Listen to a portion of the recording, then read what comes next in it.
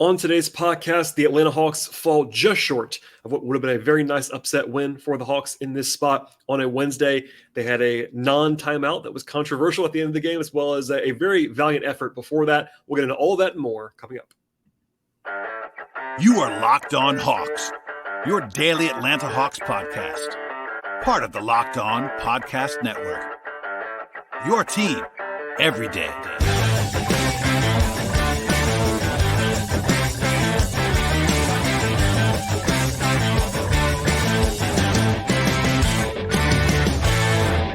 Hello, friends. Welcome to episode 1378 of the Locked On Hawks podcast.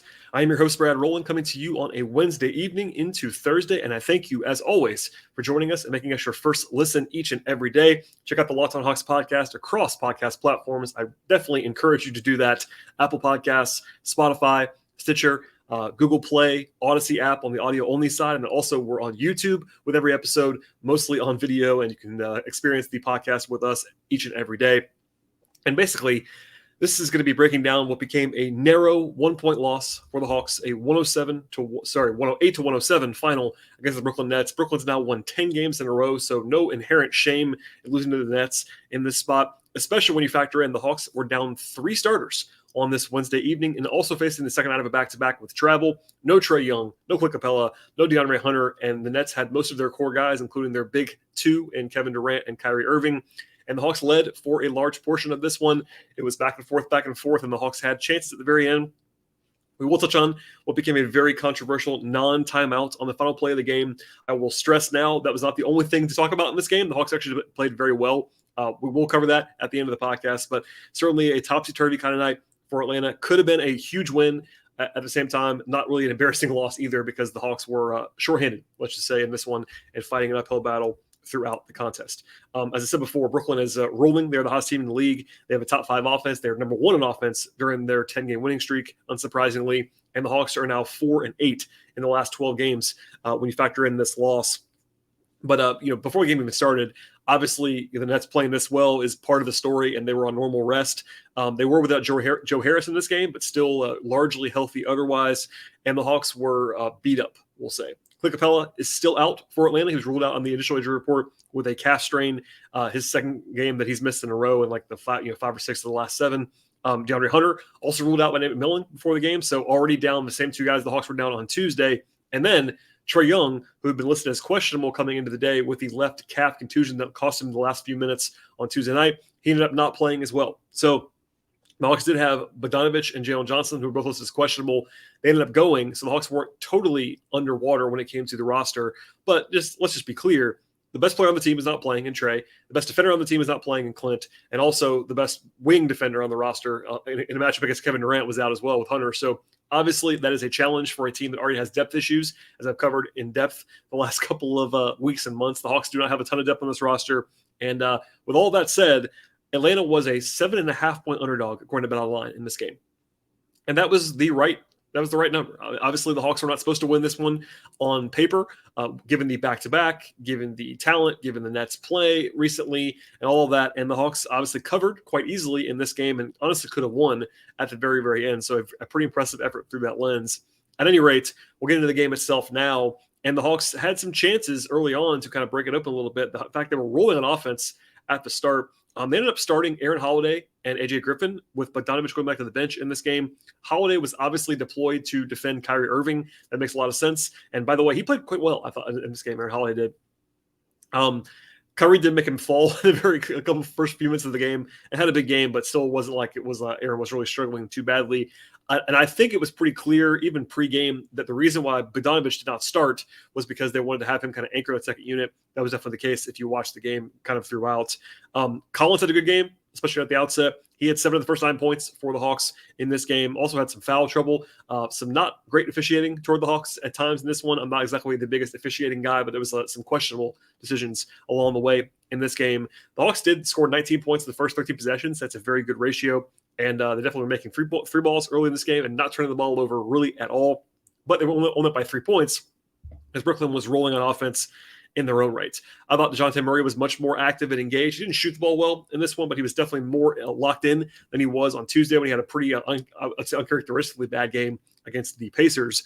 Rotationally, it was Jalen Johnson coming in for Collins with the first foul trouble that he had at the outset. He was guarding Kevin Durant pretty heavily in this one.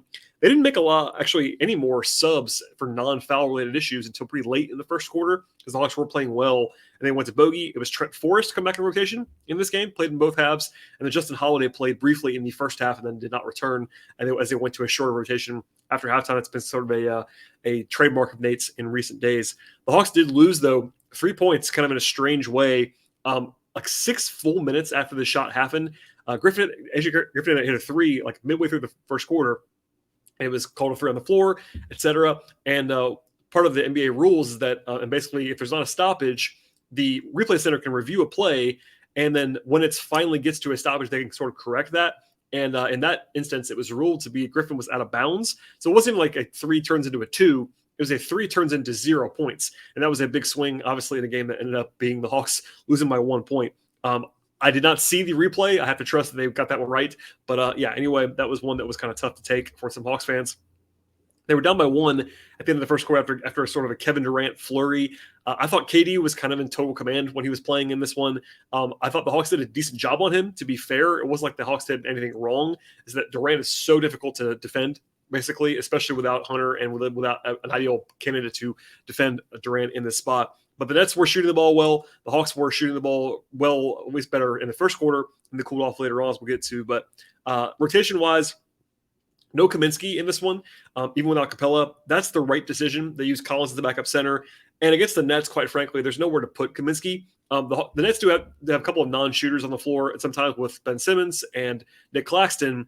But Kaminsky is much better against a more traditional center, and the Nets don't really play a traditional center outside of Claxton, who's just more athletic that he would like to defend and kind of be around. By the way, Claxton was awesome in this game. 17 points, 10 rebounds, and 6 blocks for the Nets. At any rate, though, 9 guys played, and the Hawks had a huge run. Their best run of the game was actually early in the second quarter. It included a beautiful spin move by Jalen Johnson for a nice finish. Also a dunk by Bogdanović in transition after a block shot by Justin Holiday. And then after a timeout, Collins and Johnson scored again in the paint. Jalen had 12 points in the first half, and the Hawks were up by 12. After that big run happened, they went back to Murray and Okongwu after that and stayed with Collins actually with 3 fouls for a while, which I was actually kind of encouraged by. But the Hawks really dominated the non-Kevin Durant minutes in that first half. They were plus 12 in that stretch. And at one point, mid-second quarter, the Hawks had back-to-back threes by Bogey, and they're up by 15 points. So up 15 was pretty shocking, actually, given all of the roster stuff that I talked about before.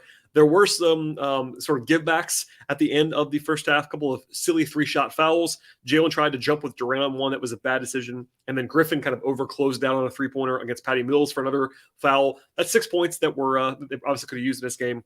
I didn't love also that Collins never came back in the game at the end of the first half. He played only 11 minutes in the first half. Part of that was fouls, but I thought they probably should have gone back to him at the end of the half as well. But still, Hawks were up by 7 points, and I wasn't trying to frame it negatively, but I said that on Twitter. Like, they were up by 15 points before that. So being up by 7 was a mild letdown given the context. Obviously, pregame, if you told me the Hawks were up by 7 at the half, it would have been an awesome result. But they were up by 15 points with like 4 minutes to go in the half. So they lost the last 4 minutes by about 8 points. That was kind of bit them, but still, they were really balanced in the first half with 6 guys with 7 points or more. 1 turnover before halftime. That was excellent as well. And defensively, as we'll get back to later on, the Hawks were not perfect in this game defensively, but they were much, much better than they were on Tuesday. And that was all part of the smorgasbord in this spot for Atlanta. All right, we'll get back in the second half of this game, and there's plenty to discuss at the end of the podcast, I promise you. But before we get to all of that stuff, a word from our sponsors on today's show.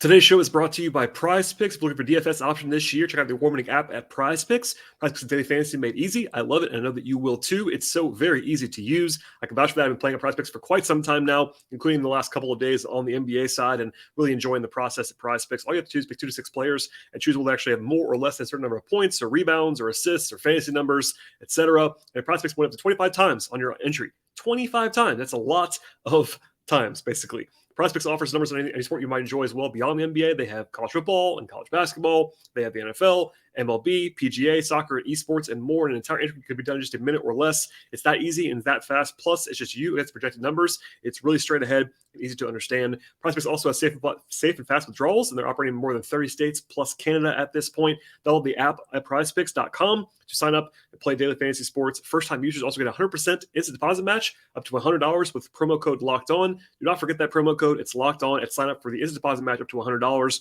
One more time, promo code Locked On. Check it out now at PrizePicks.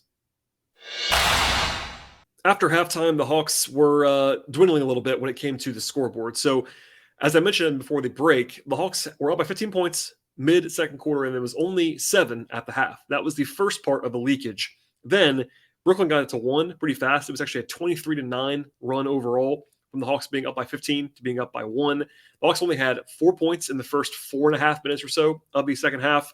They were 2 of 13 from the floor, and that did not stabilize for a little while. And it's tied at midquarter. The rotation was more like what the Hawks planned, I think, without the foul trouble. It was Bogey, then Jalen, then Forrest briefly, but only an 8-man rotation in the second half of this game. It was a nice steal by Aaron Holiday, actually a pickpocket of Kevin Durant from the weak side, and he saved it to Jalen Johnson in full stride for a dunk in transition. That was actually an awesome play by both parties. But generally speaking, the offense, basically the theme of the third quarter was the Hawks just couldn't score, and that was unfortunate. Defensively, the Hawks were pretty good, even I thought, in the third quarter. They weren't like lighting the world on fire, but they were totally fine.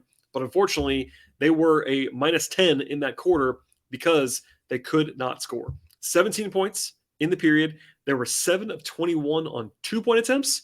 That's 33% on twos. That's a rock bottom number. They were 0 of 6 on threes. Obviously bad there. They were also 3 of 7 at the free throw line. Also bad there. They took a lot of floaters and mid-range shots. I thought that was the one time in the whole game the Hawks kind of stopped attacking with their bigs as much as they probably should have in the third quarter.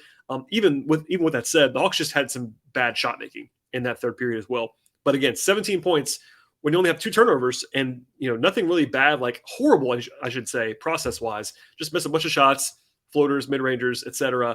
And the Hawks were down by 3 points as a result. Now, the game was not over, as we'll get back to. The Hawks were right in this thing in the fourth quarter, but the third quarter is where the offense kind of cratered, and that was why the Hawks' offense for the entire game was not pretty in the numbers. I did feel like coming out of the third quarter break, the Hawks were going to have to score in a big way early in the fourth with KD on the bench, but unfortunately, Kyrie Irving had it going. He scored 8 straight points in a 12-2 run by the Nets, and the Hawks were down by 13 again with 9 minutes to go. Now, again, that's a total and utter roller coaster ride. The Hawks were up by 15 mid-second quarter, and they were down by 13 with 9 minutes to go in the fourth. There was one stretch by Jalen Johnson that was kind of ugly when he had a turnover against basically the Nets were kind of ignoring him completely as a shooter.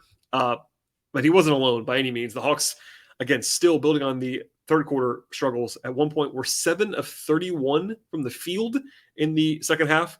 They had 19 points in like 16 and a half minutes. Just a really, really rough stretch. And overall, there was a 52-24 run by the Nets to go from down 15 to up 13. And honestly, if the Hawks had given up there and kind of let go of the rope, I would not have been shocked, given just the swing that happened there. But to their credit, and again, I'll probably say that later on as well, the Hawks played well in this game. They had a 10-0 run right after that got them back into the game, basically. Down only by 3 with 6 minutes to go. Kyrie definitely got it going once again. He's difficult to stop. I'm not the biggest Kyrie guy in the world by any means, but when he has it going on offense, he is essentially difficult or maybe even impossible to stop, as is Kevin Durant. So that's what makes the Nets very dangerous. The Hawks did get 3 stops in a row after that to get back into the mix there. They had a big swing, I thought, with about 3.5 minutes to go when DeJounte missed about a 12-footer that would cut the lead to 2, and then the Nets scored with Kyrie on the end of the floor to go back down by 6. But still, the Hawks weren't right there again. Bogey kind of took a pretty bad shot after a timeout and made it fortunately for the Hawks. But the Nets kind of responded. There was lots of back and forth. Honestly, there was a lot of haymakers in a good way at the end of regulation. Bogey made that big shot. Kyrie makes shots. John Collins had a nice couple of buckets against Kevin Durant one-on-one, and then Durant would answer it with his own bucket. Again, Durant is so tough to stop.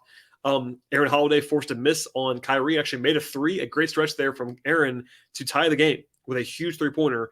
Again, Durant and Collins alternating shots. Durant finally made one that the Hawks could not answer when DeJounte missed a layup. It wasn't like a fun layup, but it was a kind of a bunny that hung on the rim forever, it felt like, and it just did not fall in. That was a big swing that allowed the Nets to get the rebound, call timeout, and the Hawks were down by 2 with 47 seconds to go. Now, they got the huge stop they had to have. That was a big play. Murray got to the line after a scramble for the ball and had a chance to tie the game with 30 seconds to go and missed a free throw. And that was a theme of this game of the Hawks. They're not good enough at the line in this one.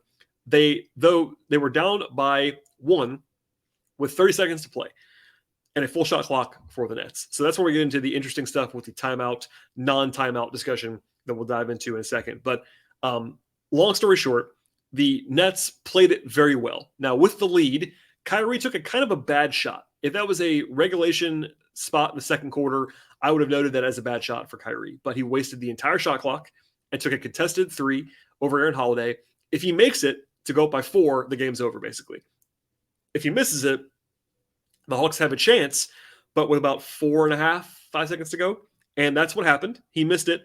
In the blink of an eye, DeJounte Murray is getting up the potential game winner from about 30 feet and missing it. So that's the short version. Now, the longer version is everyone in unison almost, both in Atlanta, people nationally. I got lots of unsolicited texts from people around the league, agents, people that cover teams, etc. I'm not just making this up. It was a flurry in response, knowing that I was covering the game, of course. Everyone thought this should have been a timeout from the Hawks, and I am on that side. Spoiler with this. So here's how we'll talk about it.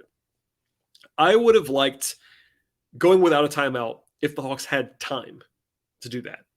But they had 2 timeouts, and as I mentioned before, Kyrie played it perfectly and shot the ball at the end of the shot clock, and the Hawks got the rebound with 5 seconds to go. And had to go the full length of the court. Now, they're only down by 1, and there is an argument, as we'll get into in a second, for going quickly against a team that's not set and their offensive personnel's on the floor. Like Ben Simmons, not in the game at the very end of the game, for instance. But with 4.5, 5 seconds to go, I think you have to call timeout there because you don't have time to kind of go through any options at all. Yes, the Nets could have had a total breakdown and just left somebody wide open, but the timing is that you have to go so fast that you can't really take advantage of. Like even 2 passes would have been too long. So that's where I am on this. I think that the Hawks should have called timeout. I saw people talking about how Nate has to be fired for this. It's one play.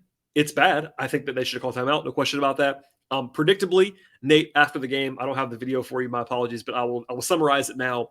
He basically said he wanted them to go fast and that they wanted to catch Brooklyn without their best personnel and that they thought they might be able to have that happen. And look, mindset-wise, that does make sense. In a vacuum, I want to stress, in a vacuum, it does make sense, but this is not a vacuum. They did not have enough time. If it had been 8 seconds even, I would have said, all right, I kind of get it. But process-wise, it was not great because you don't have time to do that, in my opinion. Results-wise, yes, they got a shot to the rim. Murray could have made it, but that's like a 15% shot. It was contested. It was a 30-footer. It's not going to go in very often. And also, you're taking a 3 down by 1.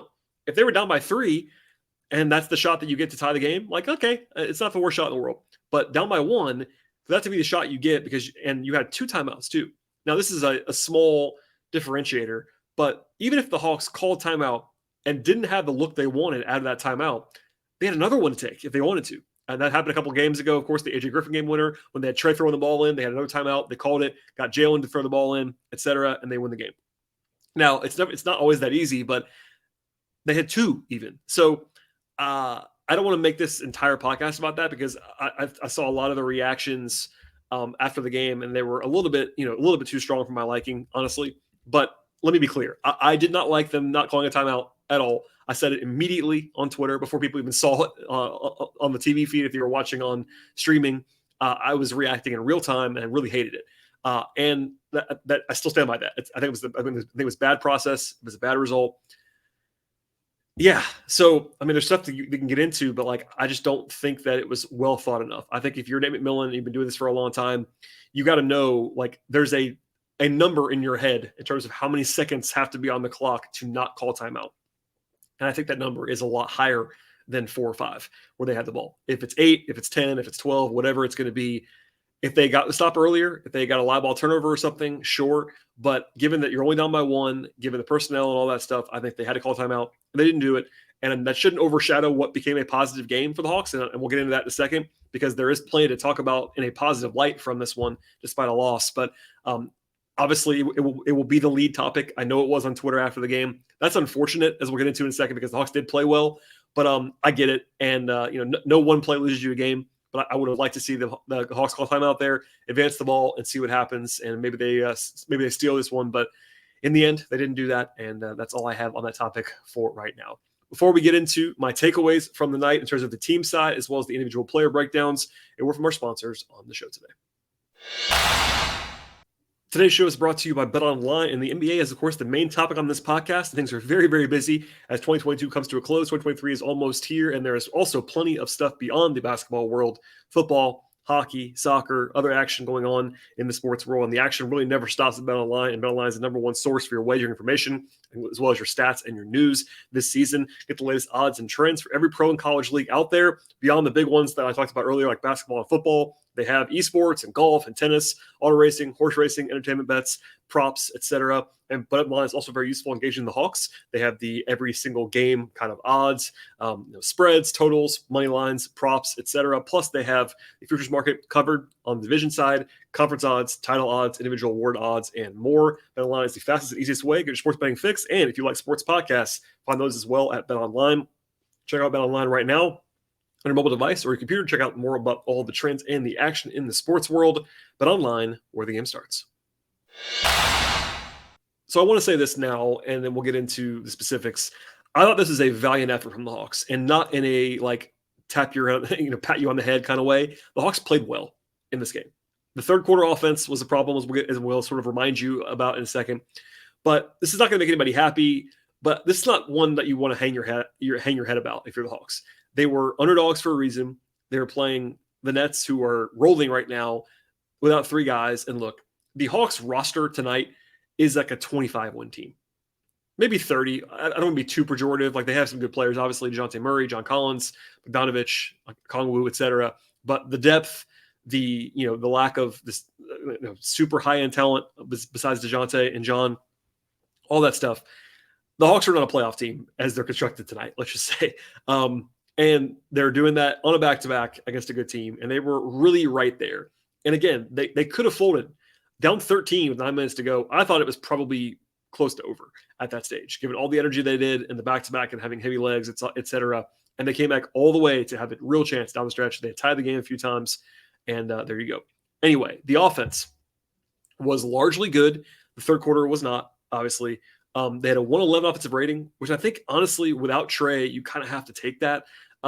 The Nets are not great defensively. They're not bad either. They're actually number one in the league in block shots. They're number one in the league in two-point shooting allowed. Like, they have some strengths. They're not fantastic, but that's not a terrible defense by any means.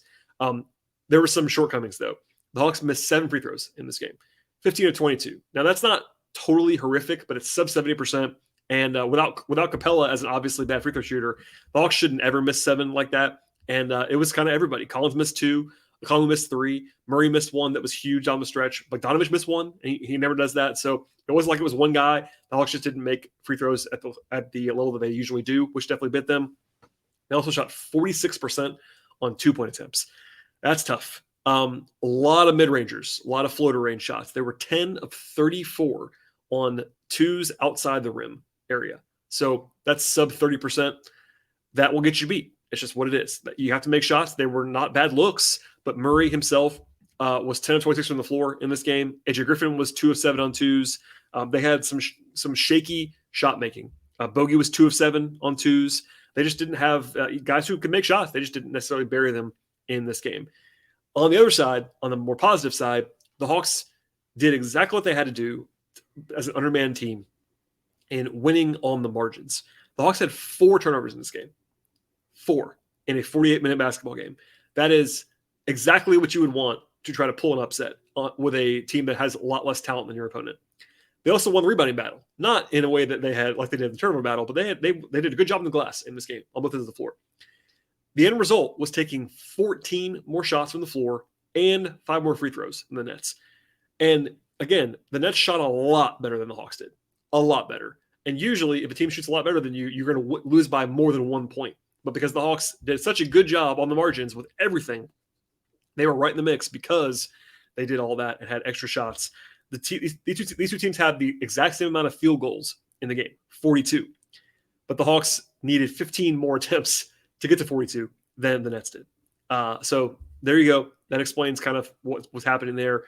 The Hawks were not a shot-making force in this game without Trey, which makes sense. No Trey, that's part of the mix here. But they did a lot of things well, and they played well overall. Defensively, it wasn't pretty all the way through. And look, the Hawks don't really have a lot of answers for Kyrie and Kevin Durant. Not that anybody does when Kyrie in particular and Kevin Durant in particular are really going at a high level.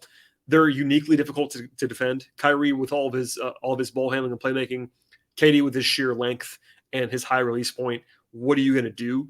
But putting that to the side, the Hawks did a good job defensively in this game, I thought overall. Compared to Tuesday night when it was just horrific, honestly, in Indiana for most of the night on the perimeter. It was much better here. They rebounded well. The Nets only had 22 assists, but they just shot the heck out of the ball. The Nets were really good from the floor as usual. They're number one in the league in field goal percentage. They're number one in the league in three-point percentage. That all stacked up in this game. The Hawks again did a good job. Otherwise, I think the guys that kind of bit Atlanta was Nick Claxton, 17 and 10 on 9 shot attempts just around the rim. But it was really KD and Kyrie doing KD and Kyrie things down the stretch to kind of beat the Hawks, and you have to tip your cap at some point with regard to all of that. All right, to the players. The Hawks only played 9 guys, and only 8 of them in the second half. And even then, Trent Forrest played very little. It was basically a 7-man rotation in the second half for the most part. Justin Holiday and Trent Forrest. Holiday actually was plus 14 in his 8 minutes. That is because he was on the floor for that big run in the second quarter when the Nets were playing without KD and Kyrie. Holiday wasn't fantastic. He had 2 assists and a block shot. This is only 3-point attempts of the game. He did it fine. He did a fine job. He was fine. Just kind of a plug and play, but he wasn't like responsible for the plus 14. Just one of those things. Trent Forrest did a fine job as well. 2 assists, 2 rebounds, and 2 points in 10 minutes. Plug and play there. But obviously, it's valuable to have a two-way guy who's playable, and he is for sure. Jalen Johnson had an up and down game. It was actually, he matched his career high with 14 points, 6 rebounds as well, had a block. Second half, kind of have a couple of spots where you're reminded where he's not going to get guarded like he probably needs to. Jalen's got to get better as a shooter to be maximized in the future as a prospect. But he also has some nice moments in this game. Defensively, he had to guard Kevin Durant. That's tough. KD made him look silly a few times, but that's going to happen to everybody, basically, including Collins, including Okongwu, and whoever else they had him in this game. Jalen played okay. Just had a couple of shortcomings that were exposed at some bad times. Bogey, a mixed bag, 14 points, 3 assists. Did have three-pointers in this game. 2 7-on-2s is not what you want, but and then defensively he has some shortcomings as well, but he played fine, I thought, off the bench. To the starters, Aaron Holiday played great, I thought. 10 points, 3 assists, 3 rebounds, had a steal. Only 7 shot attempts, but was efficient on those. Obviously, he didn't shut down Kyrie by any means, but Kyrie was somewhat in check in the first half. Second half, he went nuts, but that's what happens. I thought Aaron Holiday was a positive in this game. And honestly, the Hawks needed someone to do what he did, and he was able to do that in an effective way. AJ Griffin struggled. He was probably the only guy on the Hawks roster that I think was like pretty bad by his normal standard. 4 points on 10 shots for AJ, 2 of 7 on 2s, 0 3 from 3. Had two assists and 2 steals, at least active there, 1 turnover. It was minus 16 in the game.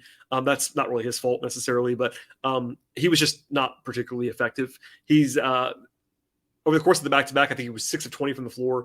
That's tough to overcome. And then defensively, he was really rough on Tuesday. He was better tonight for sure than he was in Indiana defensively, but not his best work necessarily.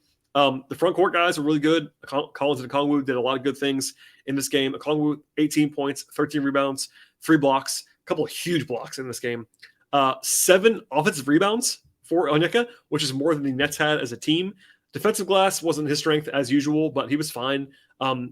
Did miss 6 shots around the rim and 3 free throws, so not quite as efficient as usual from him, but he was still very effective, I thought, overall in this game.